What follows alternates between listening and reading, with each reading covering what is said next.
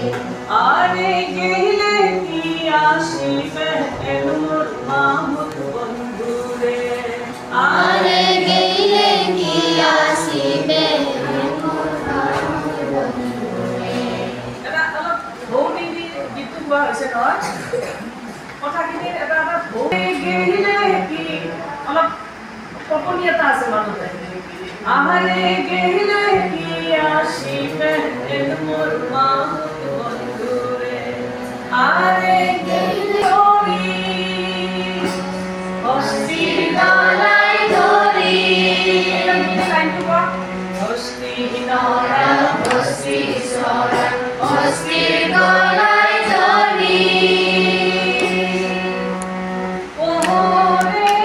সম্মানীয় দীনেশ ভূঞাদেৱ এই চেগতে প্ৰজ্ঞা বাক্সা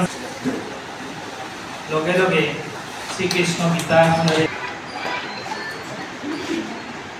এটা সম্মানীয়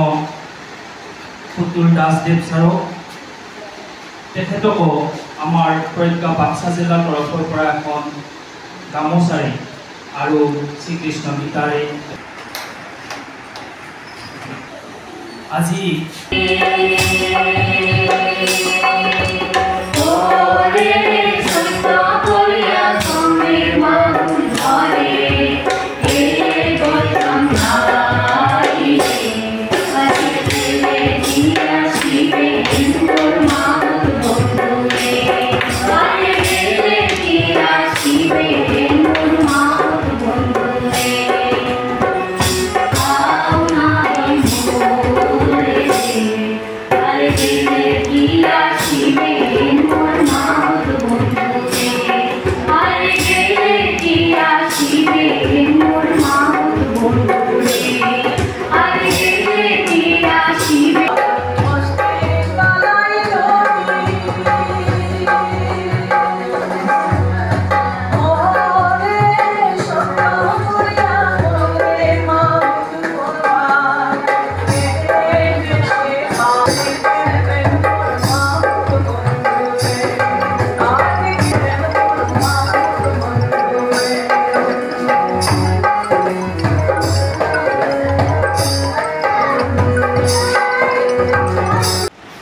অসমৰ যিখিনি লোকসংস্কৃতি এই লোকসংস্কৃতিখিনি বহুত বহল আৰু এইখিনিক লৈ পেলাই মানুহখিনিয়ে মোৰ উপৰোক্ত বক্তব্য কোৱাহে কৈছে যে কি ধনীজনেও দুখ পায় দুখীয়াজনেও সুখ পাব আৰু এইটো হ'ল আমাৰ নিজৰ মনৰ লগত কথা গতিকে আমি এই সুখেৰে সেই সুখখিনি বুটলিবলৈ আমি চেষ্টা কৰিব লাগিব এই আমাৰ লোক সংস্কৃতিৰ যিখিনি মানে মেপ মৰা বোজা সেই বোজাখিনি কিছু আমি আয়ত্ত কৰি লৈ হ'লেও আমি কি কৰিব পাৰোঁ বাক্সা জিলা সমিতিৰ উদ্যোগত এইবেলি 9 জুলাইৰ পৰা 13 জুলাইলৈ বৰশিমলুগুৰি অৰুণোদয় হাইস্কুলত এটি সংগীতৰ কৰ্মশালা অনুষ্ঠিত হৈছে এই কৰ্মশালাটি মূলতঃ কামৰূপী লোকগীত বা আমাৰ গোৱালপৰীয়া লোকগীত আৰু বনগীত আৰু আমাৰ অসমৰ পৰা যিবিলাক পুৰণি গীত হেৰাই যাব ধৰিছে এই গীতবিলাক ছাত্ৰ ছাত্ৰীসকলক শিকোৱাৰ উদ্দেশ্যে এই কৰ্মশালাটি আয়োজন কৰা হৈছে আৰু প্ৰজ্ঞাৰ উদ্দেশ্য হৈছে যে অসমৰ পৰা যিসমূহ কৃষ্টি সংস্কৃতি হেৰাই যাব ধৰিছে এই কৃষ্টি সংস্কৃতিসমূহ নতুন প্ৰজন্মৰ মাজত জীয়াই ৰখাৰ উদ্দেশ্যে আৰু ইয়াক সংৰক্ষণ সংবৰ্ধন তথা প্ৰসাৰ কৰাৰ উদ্দেশ্য আগত ৰাখিছে এটি মহৎ উদ্দেশ্য আগত ৰাখিছে আৰু সেই উদ্দেশ্যক আমি বাক্সা জিলা সমিতিয়ে আদৰণি জনাইছোঁ আৰু লগতে এই বৰশিমলুগুৰি অৰুণোদয় হাইস্কুলতো যোৱাকালিৰ পৰা প্ৰায় 30 গৰাকী প্ৰশিক্ষাৰ্থীৰ মাজত আমাৰ এই কৰ্মশালাটি অনুষ্ঠিত হৈছে আৰু প্ৰজ্ঞাই অনাগত দিনত এনেকুৱা বিভিন্ন উদ্দেশ্য আগত ৰাখি কিছু কাম হাতত ৰাখিছে আমাৰ 15 আগষ্টত সমগ্ৰ অসমতে এটি দলীয় নৃত্য প্ৰতিযোগিতা হ'ব বন্দে মাতৰম গীতৰ ওপৰত 5 ছেপ্টেম্বৰত শিক্ষক দিৱস উপলক্ষে গুৰু পূজন আৰু অক্টোবৰ মাহত এটি যুৱ সমাৰোহ প্ৰতিখন জিলাতে অনুষ্ঠিত কৰিবলৈ সিদ্ধান্ত কৰিছে আমাৰ এই কৰ্মশালাখনিত প্ৰশিক্ষক হিচাপে উপস্থিত আছে আমাৰ বাক্সা জিলাৰ প্ৰভাৰী তথা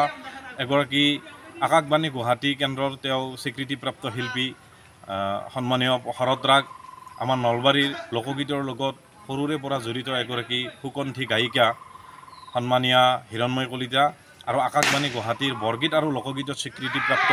শান্তিপুৰ গাঁৱৰে তথা বৰ্তমান গুৱাহাটীত প্ৰতিষ্ঠিত হীৰাশ্ৰী বৈশ্য এই তিনিগৰাকী আমাৰ সংগীতৰ প্ৰশিক্ষক হিচাপে এই কৰ্মশালাত উপস্থিত থাকিব।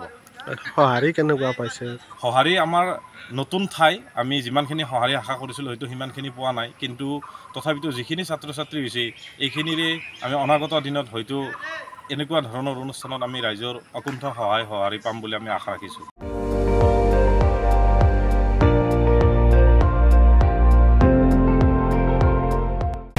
আপুনি চাই আছে ND24, সৰ্বশ্ৰেষ্ঠ নহয় সৰ্বোত্তমৰ দৌৰত।